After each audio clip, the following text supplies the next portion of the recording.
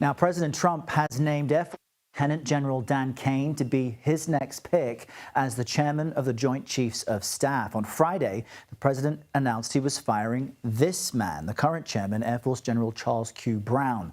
The new defense secretary also announced the firings of other top brass, which included the chief of naval operations, Lisa Franchetti. Let's bring in senior national security correspondent Charlie D'Agata at the Pentagon for us. Charlie, why dismiss the chairman of the Joint Chiefs, such a crucial position at this time?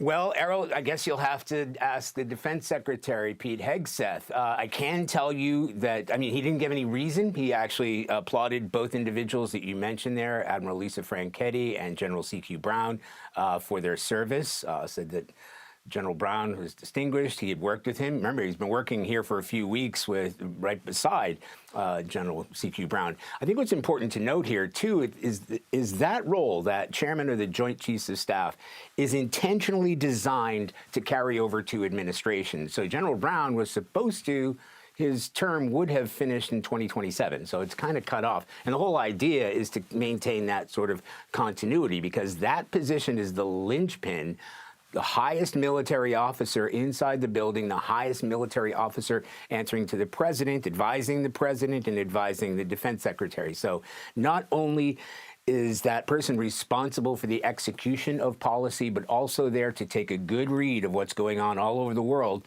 feed that information into the defense secretary and to the president himself. Why it's happened? Secretary Hegseth has actually pointed out and actually name-checked General C.Q. Brown as being too woke, being obsessed with DEI programs. And General Brown, makes no apologies for that. He had been actively driving those DEI programs. In fact, Secretary Hegseth went a bit further to say that he himself may have been DEI hire, along with Lisa Franchetti, the first CNO, the first Chief of Naval Operations, a female Chief of Naval Operations, suggesting that she too might have been a DEI hire. So these are two major roles, two of the highest roles, well, the highest role in terms of military terms. And then look at where U.S. troops are deployed. C.Q. Brown just came back from the border. Replaced by someone of a lower rank. I want to ask you, Charlie, about the possibility of additional cuts to Defense Department staff. What do we know today? Yeah, Errol, like every other federal organization, it's been a roller coaster. Last week, I think it was Friday morning, we woke up and we were told like there'd be maybe 40, 50,000 or more cuts. That was kind of based on an order that went out to find between 5 and 8% of civilian personnel throughout the DOD to cut back. And it was aiming at people who were on probation. That would have been easiest. Then they pulled that right back. And that happened on Friday afternoon. They said, well, wait a minute.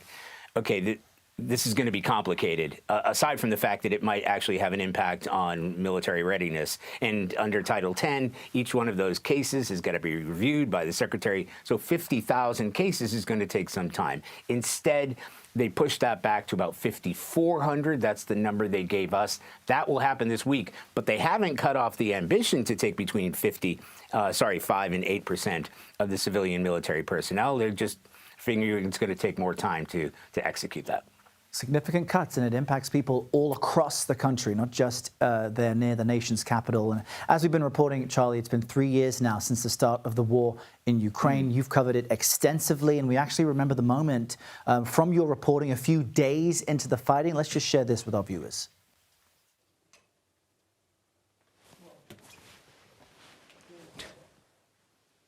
What happened? What the hell was that? Whoa. I get chills looking back at that. I'm just wondering, you were there and you've done so much of important reporting in dangerous places. What do you think as you look back to that? Well, first of all, that is a good lesson in what not to do if you're covering conflicts. When you see a bright light, get away from the windows. Don't get any closer to it. But I remember that happened. That was an incoming missile that was intercepted. So the first light that you saw was the explosion, the intercept itself. The second, much larger one that was close to us, and you hear that huge explosion, was the missile coming in and exploding once it hit the ground. It hit a bus station. Nobody was hurt, thank goodness. So I guess we can laugh about it now. But I remember at the time that Kyiv itself was under siege. My colleagues and I were saying, we're probably here for a lock-in. You know, the Russians had got to within 20 miles from the capital. We went up to Bucha, extremely dangerous area. You know, several Ukrainians were killed. We saw the tanks for ourselves. They were coming down the street. We came under attack. And then they were thinking, there were even people in D.C. said this might be over in 3 days, 3 weeks, that Kyiv itself would fall. And then we saw the pushback. But all the names that we now know, right? We went out to Zaporizhia. Zaporizhia was under attack. Dnipro was under attack. Kyiv itself was under attack. And the Ukrainians were losing ground. And they fought bravely because they didn't have anywhere near the kind of equipment, part of that U.S. supplied equipment, mostly artillery, which was needed at the time. Then the tanks came in. I remember when the first anti-tank weapons came in to stop the Russians. But the Russians were very close. They were closing in on two sides. And they got to within 20 miles, well, driving distance to the capital itself. They have fought back, but it has been a grind. I mean, I can't believe it's been 3 years of really ferocious fighting. You know, when we use the word stalemate, it gives you the impression that, you know, it's stopped. It's not. The stalemate is vicious. They're attacking each other, have been throughout the winter, gaining little ground. One day you'll hear one town has fallen or village has fallen. The other one's been taken back. And that is where we are right now. We may be looking at a political breakthrough. Obviously, we've all been watching very closely. The Ukrainians themselves say we're the first to say we want to stop the fighting there. Yeah, thank you for that, Charlie, so much. And there were more Russian drone attacks on Kyiv overnight, so just a non-stop onslaught on the Ukrainian people now for 3 years. We appreciate your reporting, as always. Thanks, Errol.